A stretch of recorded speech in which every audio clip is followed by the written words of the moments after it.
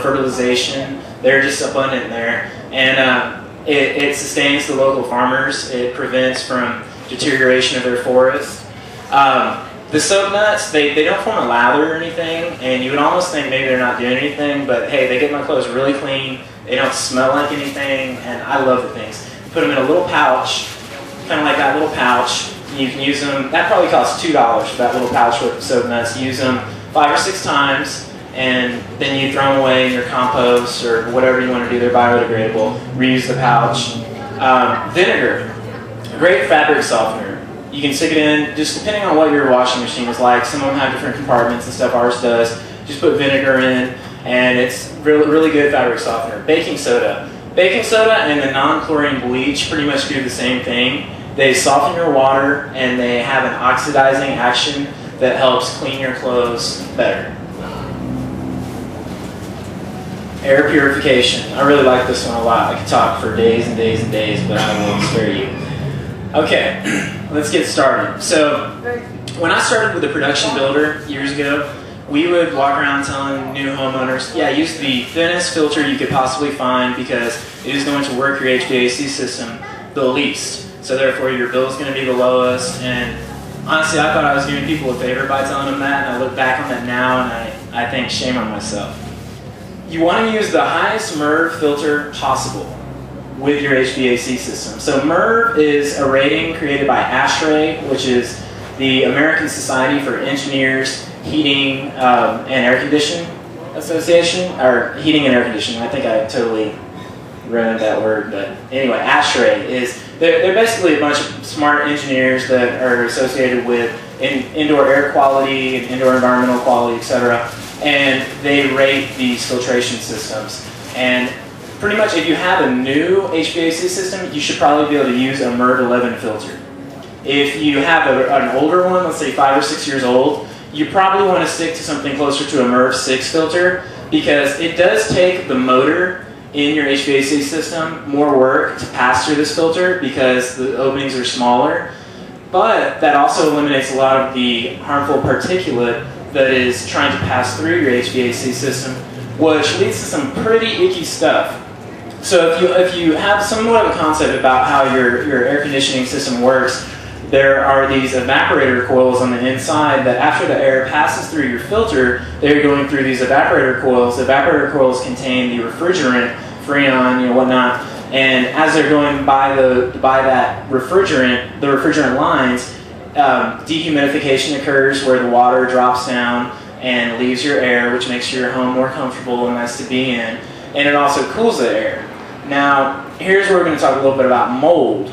Mold needs oxygen, it needs a food source, and it needs water to form. So it seems like a pretty good place for mold to form, right? All right? Okay, so the answer is yes.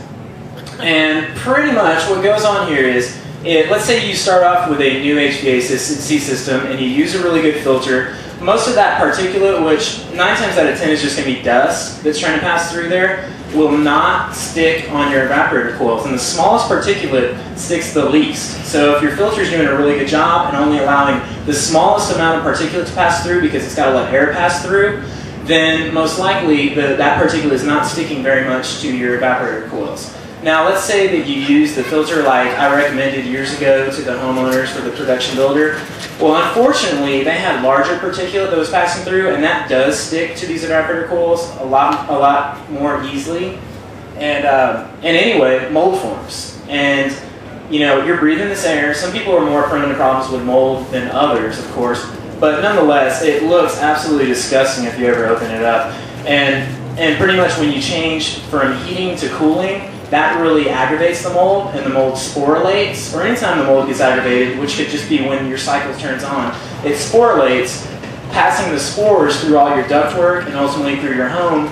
You're living, breathing, playing with, etc. with this mold, which is just bad news. So one of the things you can do is get a good filter. Something else you can do is down here is the UVC lighting. This is if you have more money. You can get a UVC light that goes right next to the evaporator coils, and this is just an extra measure. I definitely promote filtration over the UVC light, but if you can do a dual system, I think it's great.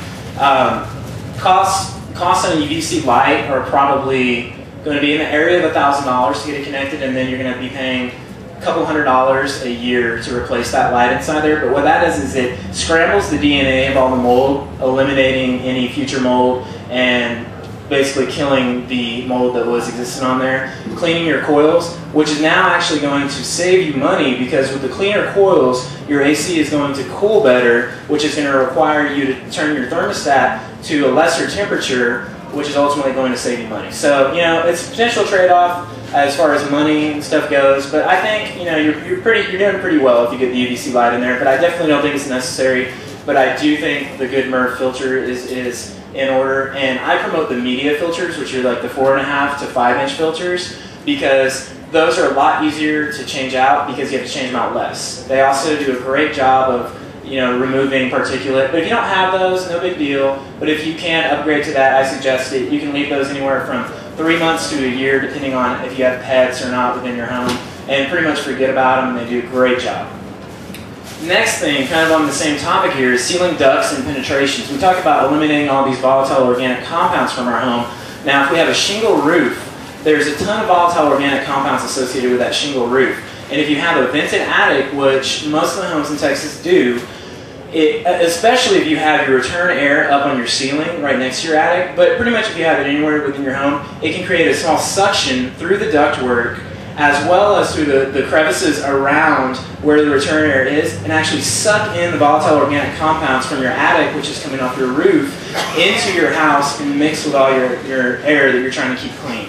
So what do you do to prevent that? You seal up your ducts really good, which is going to help with energy efficiency. There's a mastic that you use, and you just put on all of the ductwork, and it seals it up.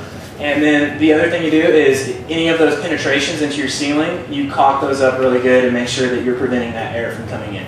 Pretty easy stuff to do. I mean, being up in the attic's not that much fun, but you can pay somebody a few $100s and they should probably be able to take care of that for you, probably around $500. Now, proper ventilation is another huge topic. Anytime when you're in your bathroom or kitchen and you're using your appliances, you're taking a shower, etc., you've got to have those good vent fans. If you just have a window, it's alright, it's not great, but I really am an avid promoter of the vent fans. And what that's going to do in the bathroom, for example, is it's going to eliminate the chlorine gas, or not eliminate, but definitely decrease the chlorine gas from your shower from attacking your bathroom, your body, your house, etc. And it is also going to reduce mold growth inside your home, because with moisture comes mold. So you basically want to properly vent. A good builder once told me, build tight, vent right.